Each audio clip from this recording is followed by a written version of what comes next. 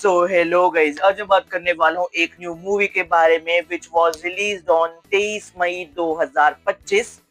और मुझे ये समझ नहीं आ रहा एक दिन के अंदर इतनी मूवीज ला क्यों रहे हो। 23 मई को 3 मूवी आई थी, भूल चूक माफ, लिलो एंड स्टिच और ये एंड आई गेस कोई ये एक दो और आई हो तो मुझे तो नहीं पता। 1 मई को 5 फिल्में आई थी। चल क्या रहा है, हमारा भी सोच लिया करो भाई साहब, हमारा बुरा हाल हो जाता है। तो खैर गाइस, मैं बात करने वाला हूँ केसरी वीर मूवी के बारे में। And it was presented by के चौहान सर। अगर मैं इसकी स्टार कास्ट के बारे में बात करूं, इसके अंदर आते हैं अपने सूरज पंचोली, इसके अंदर जो फीमेल लीड होगी वो होगी आकांक्षा शर्मा।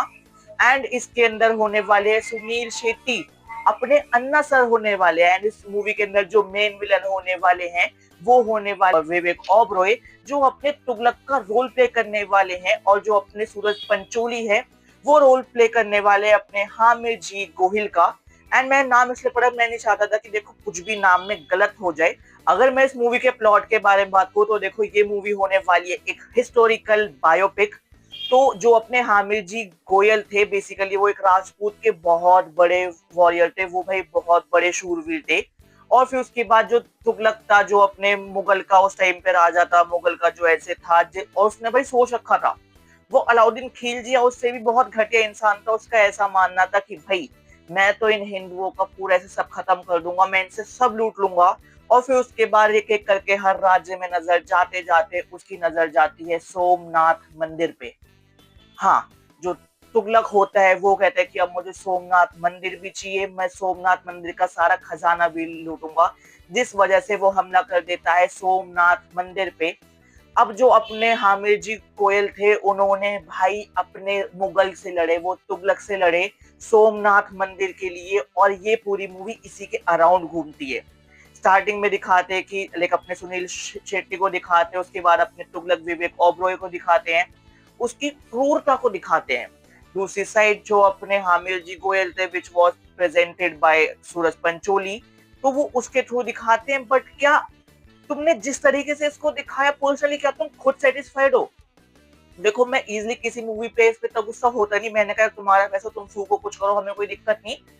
बट ये बहुत सेंसिटिव टॉपिक था पर्सनली। देखो मैं मूवी या स्टोरी के बारे में कुछ नहीं कहूंगा, जिस तरीके से तुमने वो स्टोरी दिखाई है बहुत लो वीएफएक्स में, मैं उसकी बात करने वाला हूँ। कि मैं ये नहीं कह रहा कि इसमें मिर्च मसाला नहीं है, ये स्टोरी पसंद नहीं, नहीं।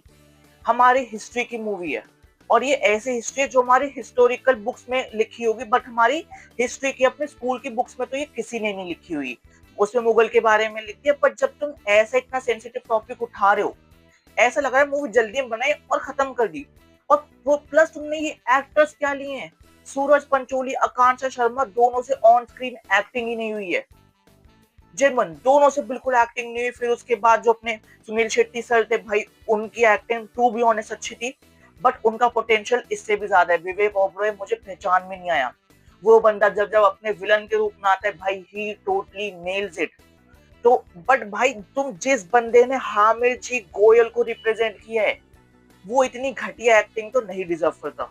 देखो being an Indian, being an Hindu, being an सनातनी, मैं इससे बिल्कुल भी खुश नहीं हूँ कि भाई तुमने रिप्रेजेंटेशन बहुत बेकार रखी है। मैं तो कह रहा हूँ ऐसे साजा मौली सर को दे देते।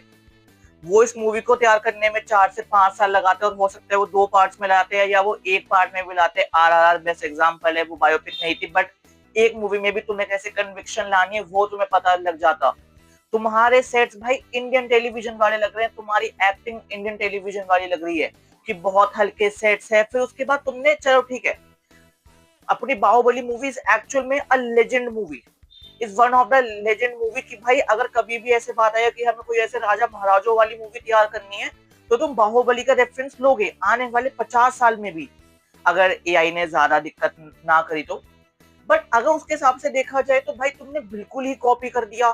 चाहे फिर वो अपने बाहुबली का इंट्रो वाला सीन हो, वो तलवार वाला सीन हो, वो घूमने वाला सीन हो, वो पहाड़ से कूदने वाला सीन हो, फिर उसके बाद दो टेक आपस में मैच नहीं करते। इसमें एक टेक आता है कि जो अपना हीरो होता है, मतलब वो जो अपने हामिर जी गोयल होते हैं, उनके तीर लगता है। एंड उनके लाइक इस मूवी के एक्टर्स उनके साथ होती है, वो दोनों पहाड़ से ऐसे ऐसे हैं। अब इतने में दिखा रहे कि वो नीचे गिर रहे हैं, और पीछे से दिखाया था कि वो पीछे का जंगल का एरिया है। तो या तो तुम पीछे झरना दिखाते, मतलब समझ लो कन्विक्शन है ही नहीं इस मूवी में। और फिर उसके बाद वीएफएक्स, एक इसमें शेर वाला सीन आता है, चलो मैं कह रहा हूँ वीएफएक्स थोड़े बेसिक हैं, तुमसे नहीं हो पाया तो भाई उस चीज को दिखाओ मत। शेर दिखाना जरूरी तो नहीं था ना, और अगर दिखा रहे तो भाई थोड़ा तो रियल दिखा दो। छावा मूवी कितने में तैयार हुई थी यार, 50-60 करोड़ में आई गेस ये मूवी तैयार हुई थी। भाई एक्टिंग देख रहे थे अपने विक्की कौशल की, वो मूवी अपने छावा सर पे और भाई अपने मतलब संभाजी महाराज पे और भाई अपने मेडॉक और अपने विक्की कौशल, मतलब सबने मिलके उस पे काम किया। भाई ऐसा लगा कि जो अपने विक्की कौशल है उन्होंने सिर्फ करेक्टर प्ले नहीं किया, उन्होंने संभाजी महाराज का वो रियल लाइफ ऑरा जिया है। यहाँ तुमने भाई क्या ही कर दिया।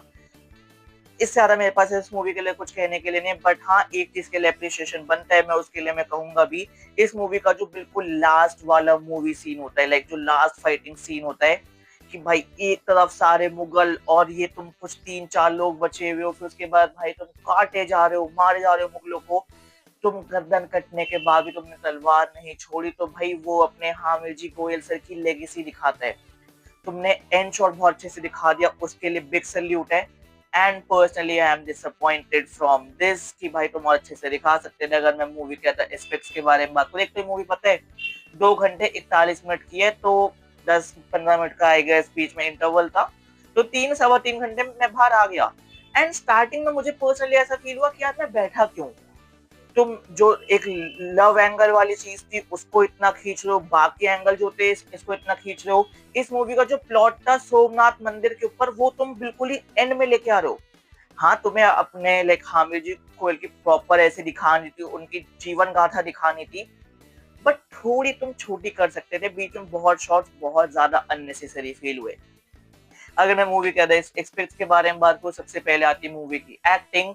मूवी की मेन लीड्स दोनों ने अच्छा काम नहीं किया, मूवी की साइड लीड्स और अपने मेन विलन यानी अपने सुनील शेट्टी ने भी थोड़ा अंडरवेलमिंग काम किया और बेटर काम कर सकते थे। भाई विक्की कौशल विवेक ओबरॉय ने अच्छा काम किया। डायरेक्टर, डीओपी, एडिटर, तीनों से शिकायत है कि भाई और बेटर टेक्टोग्राफी, डीओपी के शॉट्स प्लस एडिटिंग वाइज तुम थोड़ा और इम्प्रूव कर सकते थे, थोड़ा कन्विक्शन दिखाते यार, एक टेक से दूसरे कट में। मैं खुद भी एडिटर हूँ, आई नो कि ये चीजें करने में कितनी बुरी हालत होती है, बट भाई तुम एक मूवी तैयार कर रहे हो वो भी इतनी लेजेंडरी इंसान के ऊपर। फिर उसके बाद वीएफएक्स इनकंसिस्टेंट था, स्टोरी लाइन बहुत ज्यादा अच्छी थी, कि तुमने जिस तरीके से स्टोरी दिखाया बस उसको थोड़ा छोटा करना था, और वो काम होता है अपने डायरेक्टर का और डीओपी का और एडिटर का। ठीक है जो भी ये था, बाकी गाइस जल्द मिलते हैं एक नई वीडियो के साथ। Bye guys.